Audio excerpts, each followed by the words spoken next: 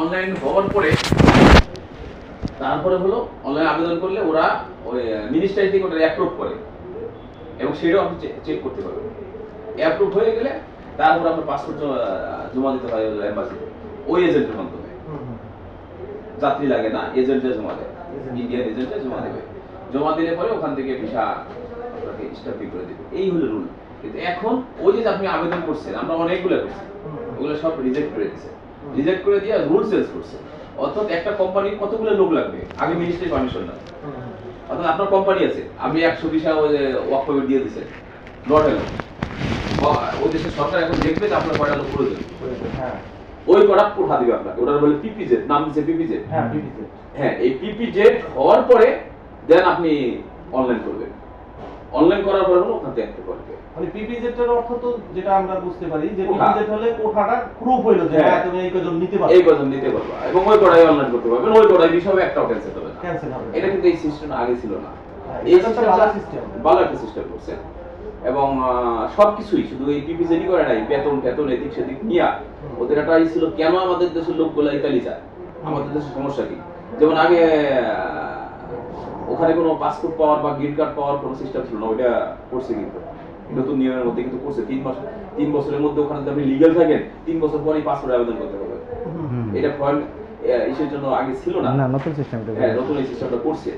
তো সেই হিসাবে এখন নতুন সিস্টেমের কাজ শুধু আপনারাই না, অল ওভার বাংলাদেশ পিছিয়ে গেছে। কিন্তু আমরা এই তথ্য দিতে চাই না কেন? আমরা এই তথ্য হলো দিতে চাই না হলো আমাদের ম্যান পাওয়ার এজেন্সি অনেক সমস্যায় বলতে পারে। যখন আপনাকে আমি একটু পাত্তা দিব তখন আবার আপনি আমাকে ভাইয়া বলবেন, ভাই আপনি তো আমাকে এই কথা বলছিলেন, আপনার এখানে বসে কথা বলছি, আপনার এখানে মেডিকেল করছি। হ্যাঁ, তো বিশেষ করে আপনি অন্য কোনো সম্প্রদায়ের, কারণ হলো খ্রিস্টান সম্প্রদায়ের লোকগুলো একটু কথা ভালো বোঝে, এরা শিক্ষিত থাকে, কথা ভালো বোঝে। এই জন্যই ওদেরকে ওই রতন কর্মকারের সাথে অনেক কথা বলছি। আর সেই সময় যেহেতু তার জাত, এই জন্য আমি তথ্য দিলাম। যদি দয়া করে খালি হিন্দু সম্প্রদায় অথবা মুসলিম সম্প্রদায় হতেন, আমি চিনি না, আমি আপনাদেরকে একেবারে চিনি না মর্মেই হলো বিদায় করতাম চা খাওয়াইয়া, বুঝছেন। কারণ হলো আপনি টাকা পয়সা দিচ্ছেন একজনকে, লেনদেন করছেন একজনের সাথে, আবার কোনো না কোনো ভাবে ঝামেলা হয়ে পরে আমার আপনার সাথে সেই কথা কইছিলাম, আপনি কথা কইছিলেন না, সেটা ঠিক আছে, যেটা আপনি বলছেন আমরা বুঝতে পারছি, কিন্তু বিষয় হচ্ছে কি, তবে আরেকটা কথা আপনাকে একটু বলে দেই। এই সে আপনার বিদেশ যাওয়াটা হচ্ছে কিন্তু ম্যান সিকিউরিটি। আপনি কাকে টাকা দিচ্ছেন, আপনি যে কোনো জায়গা ডাউট ফিল করতে পারেন, আপনি ফেল হতে পারেন। আপনার সে যদি আপনার বিশ্বস্ত না হয় তাহলে আপনি ধরা গেল। হ্যাঁ, কিন্তু বারবার আপনাদের এজেন্সিরই দোয়াই দিচ্ছে এখন এই অন্তত সার্বিয়ার জন্য, না যে ওই এজেন্সির মাধ্যমেই আমরা জমা করছি। এটার বলতে হলো এটা হয়েছে হলো মনুর সাহেব যার মাধ্যমে কাজ করে, আমিও তার মাধ্যমে কাজ করি, এই হলো কাহিনী। আমার যে প্রিন্সিপাল ওই মনুর সাহেবের একই প্রিন্সিপাল, উনিও যার মাধ্যমে কাজ করে, আমিও তার মাধ্যমে কাজ করি। এখন আমার এখানে রেফারেন্স হলো শুধু জাস্ট হলো উনি ওই যে মেডিকেল। আপনার কথা আমরা বলি না, কিন্তু বিষয়টা হচ্ছে যে কাগজটা জমা হয়েছে হয়তো বা মইনুল সাহেবের মাধ্যমে, কিন্তু জিনিসটা তো ক্লিয়ার বলবে যে না, আপনাদের এই বিষয়টা হলো আমি বুঝতে পারছি ওদের কিটার কথা, মানে একটা ধোঁয়াশা, মানে একটা ক্লিয়ারেন্স পাওয়া যাচ্ছে না। কিন্তু এই যে আমি যে কথাগুলো বললাম, এই কথাগুলো তো আমার কাছ থেকে আপনার শোনার কথা না। এই কথা শোনার কথা হলো আপনার কাছ থেকে, রতনের কাছ থেকে। রতন শুনবে কার কাছ থেকে? সাইফুলের কাছ থেকে। সাইফুল শুনবে কার কাছ থেকে? মইনুলের কাছ থেকে। বিষয়টা এমন হলে ভালো হতো। হ্যাঁ, এটা ঠিক আছে। তাহলে আপনাদেরকে হতাশা বোধ করতে হতো না। তাহলে আপনারা কি করতেন? হ্যাঁ, সময় লাগবে, আমরা যাইতে পারবো, আমরা সঠিক পথে আছি। না, বিষয়টা হচ্ছে কি, সময় লাগবে সেজন্য আমাদের বিষয়টা না। বিষয়টা হচ্ছে আমরা অনেক দিন এই জিনিসটা সাফার করতেছি, অলমোস্ট 18 মাস ধরে আমরা অপেক্ষা করছি। রোমানিয়া, বর্তমানে সার্বিয়া, মানুষ কতদিন ধৈর্য ধরবে? কাজ করতে পারতেছি না। রোমানিয়ার বিষয়টা জানেন, সৎকর্ম বুঝে যেতে পারে নাই, যেতে পারে নাই। আর সার্বিয়ার বিষয়টা হলো মাঝখানে মাস 3 আগে বন্ধ ছিল, 3 থেকে 4 মাস আগে হালকা কিছু বিষয় হয়েছিল, তাও সৎকর্ম একটা হয়েছে কিনা সন্দেহ। পরে আবার বন্ধ হয়েছে। বন্ধ হয়েছে, হ্যাঁ। বন্ধর পরে এই এই কেবল হলো এই ভিসা চালু হয়েছে আর কি। এই ভিসা চালু হয়েছে, বা যদি কেউ আমাকে বলে থাকে ওটা ভুল বলছে। এই ভিসার জন্য দেওয়ার কথা ছিল, এই ভিসা বাঙালিকেও দিবে স্টিকার দেবে না, বাঙালিকেও এই ভিসা দিবে হলো ভিজিট ভিসা। আপনি ওয়ার্ক পারমিট আপনার ডিস্টার্বিং হবে। হ্যাঁ, যাই হোক, এখন আমরা দিছি রিসেন্ট, ওরা দিছে আগে, ওদের ঈদের আগে ভিসা দেওয়ার কথা ছিল, কিন্তু ওদের ভিসাটা দিবে না, দেরি হবে, স্ট্যাম্পিং হবে, সেটা তো ওদের বলবে ঠিক করে যে ঠিক আছে এই সিস্টেমটা ছিল, সিস্টেম লস হয়েছে, এখন এই সিস্টেমে আসছে। এই কথাই বললাম যে আপনার এই কথাটা হলো, তো সেই কথাটা যদি ওদের বলে ক্লিয়ারলি, তাহলে তবে আমাকে এইটাকে ভালো মনে হয়েছে, রতন কর্মকারকে একজন স্বচ্ছ ম্যান মনে হয়েছে। উনি খুব ভালো লোক, কিন্তু সে উনি ভালো, আসলে কিন্তু সে যে তার রাস্তাতে উপরে- হাঁটে, হ্যাঁ, হ্যাঁ। যে রাস্তাতে হাঁটে এই রাস্তাটা খারাপ। এই রাস্তাটা খারাপ, আমার কাছে তাই মনে হয়েছে। আমি ওনারে কিন্তু অ্যাডভাইস করছিলাম যে আপনি তাহেরার ভাই, সাথে বেশ-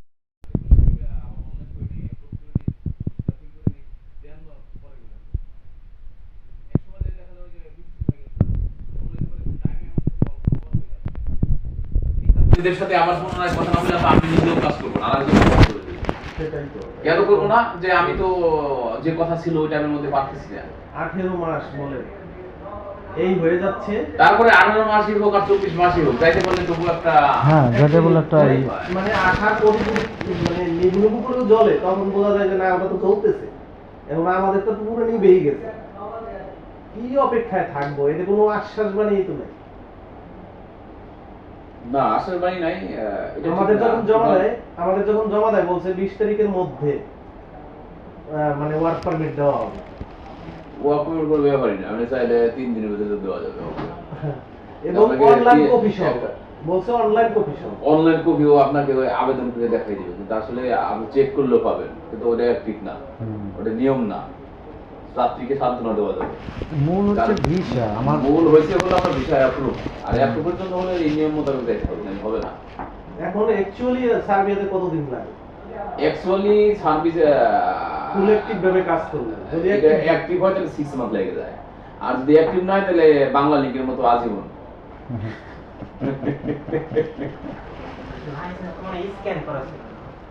তাহলে ওখানে দেখো লাইসেন্স কপি আছে, ওই যে খুলো একটা ফাইলের মধ্যে লাইসেন্স কপি আছে। এই হতাশার পিছনে হেঁটে হেঁটে আর কত জীবন নষ্ট হবে। ওটা কি কপি করে দেবো একটা না লাইসেন্সটা? হ্যাঁ ওটা তো তুমি মিশে দেখো। তখন কি বললো জানেন, যে 3 মাসের মধ্যে তোমাদের ফ্লাইট দেওয়া হবে।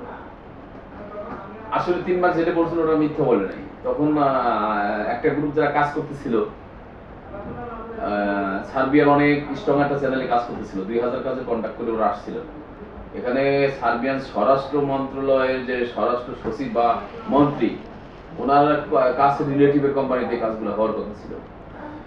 অলরেডি একটা বড় সড়ো একটা মোটা একটা টিম আসছিল সার্বিয়াতে, কিন্তু আসার পরে হলো গভর্নমেন্ট ভাবে যখন রুল চেঞ্জ হয়ে গেছে তখন ওনারা ব্যাক গেছে, এবং যে পার্টিগুলো কাজ করতেছিল তাতে তারা মোটামুটি 30-35 লাখ টাকা লস করছে। পরে আবার নিয়ম মোতাবেক যে নিয়ম শুরু হয়েছে এই নিয়মে কাজ শুরু হয়েছে। এটা আপনাকে বলার উদ্দেশ্য হলো যে এইভাবে আমিও কাজ করছিলাম।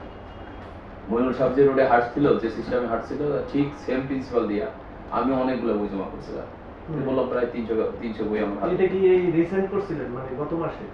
গত মাসে না, এটা তো আরো 2 মাস আগের খবর।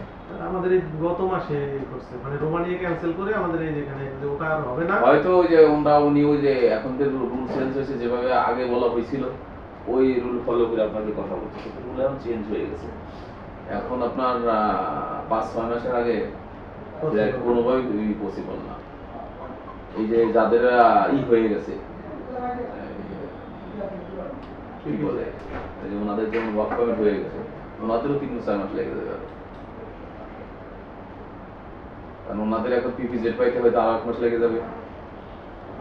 পিপিজেড এর পরে হলো স্টিকার না, পিপিজেড এর পরে আসবে হলো আপনার অ্যাপ্রুভ।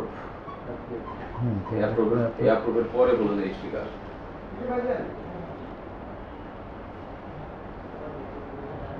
ওদের ওয়ার্ক পারমিট তো অনেক আগে।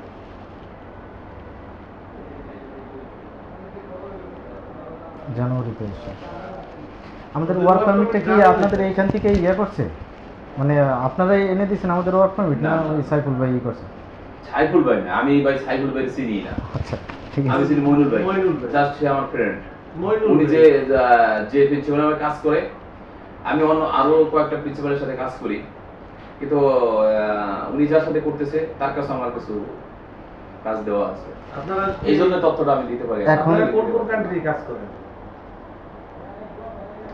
এখন আমাদের কিছু কাজ হচ্ছে হলো লিথুনিয়া, আর হলো কানাডা, আর হলো মন্টিনেগো, সার্বিয়া, এটসেট্রা। কানাডা কিভাবে করেন? এটা Okay. কতদিন লাগে? এটা 8 মাস 9 মাস লেগে যায়। এটা 2 মাসের মধ্যে আপনার ফিঙ্গারপ্রিন্ট হয়ে যায়। এখন যতটুকু ওই এমনি রিসেন্ট মানে কম টাইম লাগে কোন দেশে? কম টাইম লাগে ভাই। আপনার হলো কোথায়, জেলা কোথায়? গোপালগঞ্জ। গোপালগঞ্জ, ফরিদপুরে যাইতে কম টাইম লাগে, বিদেশ লেভেলে যেতে। না না, মানে এর ভিতরে 8 মাস তো ধরেন কেন? কানাডা যদি 8 মাস হয়, মানে লিথুনিয়া এইগুলাই কম। সবই 8 মাস। সবই 8 মাস। শুধু রাশিয়া 6 মাস। 3 মাস 4 মাস। 6 মাস হয়